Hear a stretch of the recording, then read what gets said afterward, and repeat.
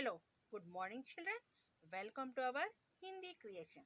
बच्चों, आज मैं आपको सर्वनाम के बारे में बताने जा रही हूँ। ठीक है?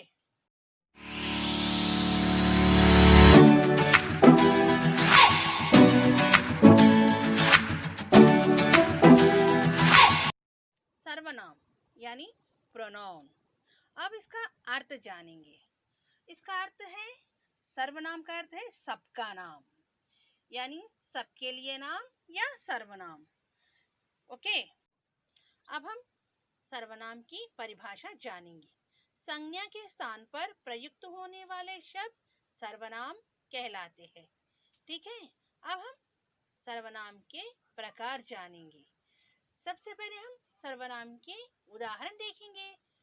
तुम, मैं, आप, यह, वह, जो, सो, कोई, कुछ, कौन, क्या इत्यादि। ठीक है, अब हम सर्वनाम के प्रकार देखेंगे। सर्वनाम के 6 प्रकार या 6 भेद होते हैं। फर्स्ट वन, पुरुषवाचक सर्वनाम। दूसरा, निश्चयवाचक सर्वनाम। तीसरा, अनिश्चयवाचक सर्वनाम। और चौथा, संबंधवाचक सर्वनाम।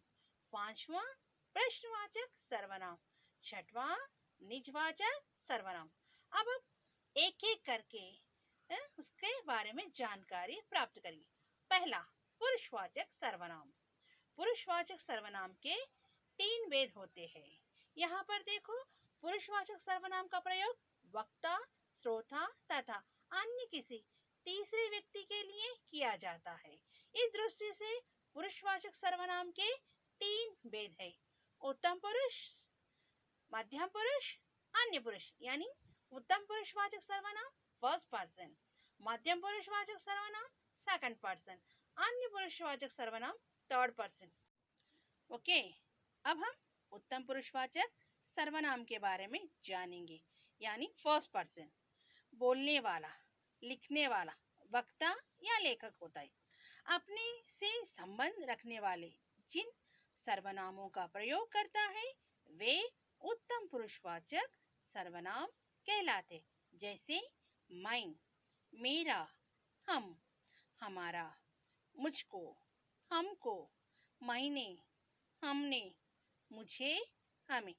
ओके चिल्ड्रन, अब हम मध्यम पुरुषवाचक सर्वनाम के बारे में जानें, यानी सेकंड पर्सन।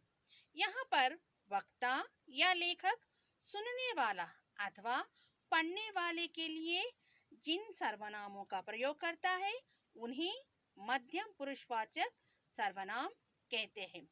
जैसे तू, तुम, तेरा, तुम्हारा, तुझको, तुमको, तुझे, तुम्हें, आपको, आपने आदि। ओके चिल्ड्रन, अब हम अन्य पुरुषवाचक सर्वनाम के बारे में जानेंगे, यानी थर्ड पर्सन। वक्ता या लेखक सुनने या पढ़ने वालों के अलावा अन्य व्यक्तियों के लिए जिन सर्वनामों का प्रयोग करता है उन्हें अन्य पुरुषवाचक सर्वनाम कहते हैं।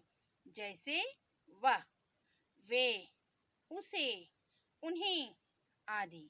ओके चिल्ड्रन, अब हम निश्चयवाचक सर्वनाम के बारे में जानेंगे। किसी निश्चित व्यक्ति, वस्तु, घटना या कर्म के लिए प्रयुक्त होने वाले सर्वनाम निश्चयवाचक सर्वनाम कहलाते हैं। जैसे यह, ये, वह, वे, उन्हें, इन्हें आदि। यह, ये, इन्हें, इनका समीप की वस्तुओं के लिए प्रयुक्त होते हैं, यानी कि नजदीक जो हमारे पास होते हैं ना उनके लिए प्रयुक्त होते हैं। जबकि वह, वे, उन्हें, उनको दूर की वस्तुओं, व्यक्तियों और घटनाओं के लिए प्रयुक्त होते हैं। समझे बच्चों? अब थोड़े उदाहरण देखिए। यहाँ पर सामने जो बड़ा सा मकान दिखाई दे रहा है वह मेरा है। शर्मा जी का घर यह नहीं वह है। मैं कुछ पुस्तकें लाया हूँ, इन्हें तुम रख लो। ओके चिल्ड्रन, समझे? यह, ये, वह, वे, उन्हें, ये समीप यानी कि पास वाले वस्तुओं के लिए प्रयुक्त करते हैं, प्रयुक्त होते हैं, जबकि वह वे उन्हें उनको दूर की वस्तुओं के लिए या घटनाओं के लिए प्रयुक्त होते हैं। ओके चिल्ड्रन, अब हम अनिश्चयवाचक सर्वनाम में जाएंगे। किसी अनिश्चित व्यक्ति, वस्तु, घटना या व्यापार के लिए प्रयुक्त होने वाले सर्वनाम अनिश्चयवाचक सर्वनाम कहलाते हैं। ठीक है, अब हम उदाहरण देखेंगे। जैसे कोई, किसी, कुछ। प्राणियों के लिए कोई, किसी सर्वनाम लगते हैं तथा पदार्थों के लिए कुछ। ओके, अब हम उदाहरण देखेंगे। शायद दरवाजे पर कोई है, रास्ते में कुछ खा लेना। यहाँ पर कोई किसे लगता है? कोई किसी प्राणियों के लिए, कुछ पदार्थों के लिए लगते हैं। ओके, अब हम प्रश्नवाचक सर्वनाम में जाएंगे। जिन सर्वनामों से किसी व्यक्ति, वस्तु, घटना या व्यापार के बारे में प्रश्न का बोध हो, उन्हें प्रश्नवाचक सर्वनाम कहते हैं। उदाहरण देखो। कौन, किसे, किसने, क्या, कब आदि प्रश्नवाचक सर्वनाम है। प्राणीवाचक संज्ञाओं के लिए कौन, किसे, किसने का प्रयोग होता है तथा अप्राणीवाचक संज्ञाओं के लिए क्या का प्रयोग होता है। उदाहरण देखो। दीवार के ऊपर कौन बैठा है? तुम्हारा नाम क्या है? आप क्या चाहते हैं? कौन आ रहा है? यहाँ पर कौन शब्द व्यक्ति के विषय में, क्या शब्द वस्तु के विषय में प्रश्न के निमित्त प्रयोग में लाया जाता है। ओके चिल्ड्रन, अब हम संबंधवाचक सर्वनाम के बारे में जानेंगे।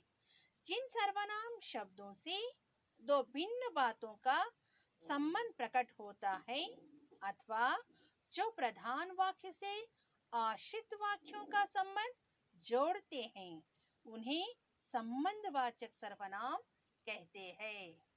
ओके चिल्ड्रन, अब देखो यहाँ पर उदाहरण। जो, सो, वह, जो, जिसे, वही, जिसको, उसको, जिसे, उसे, जिसकी, उसकी, तेते, जेती, जैसी, वैसी, जिसने, उसने आदि संबंधवाचक सर्वनाम है। इनका प्रयोग युग्म के रूप में होता है। उदाहरण देखो। जो करेगा सो भरेगा, जैसा करेगा वैसा भरोगे। मेरा जो भाई तुम्हें मिला था वह सामने खड़ा है। ओके चिल्ड्रन, अब हम निजवाचक सर्वनाम में जाएंगे। निजवाचक सर्वनाम वस्तुतः पुरुषवाचक सर्वनाम का ही एक भेद है, परंतु कुछ विद्वानों इसे अलग मानते हैं। परिभाषा देखो। वक्ता या लेखक स्वयं अपने लिए जिन सर्वनाम शब्दों का प्रयोग करता है उन्हें निजवाचक सर्वनाम कहते हैं। ठीक है बच्चों, अब यहाँ पर उदाहरण देखिए। आप, अपने आप, स्वयं, खुद, स्वतः, निज आदि प्रमुख निजवाचक सर्वनाम है। उदाहरण देखो यहाँ पर। मैं अपना काम स्वयं करता हूँ, मैं अपना काम आप करता हूँ। ओके, यहाँ पर आप, स्वयं, खुद का प्रयोग तीनों पुरुषों में यानी उत्तम, मध्यम, अन्य में होता है और दूसरा आप का प्रयोग निजवाचक यानी कि निजार्थक और आदरार्थक दोनों रूपों में होता है। यथा आदरार्थक में देखो, आपका शुभ नाम क्या है। निजार्थक में मैं आप दंग रह गया। ओके चिल्ड्रन, धन्यवाद। अगर आपको यह वीडियो अच्छा लगा तो लाइक कीजिए, शेयर कीजिए और सब्सक्राइब करना मत भूलिए। धन्यवाद।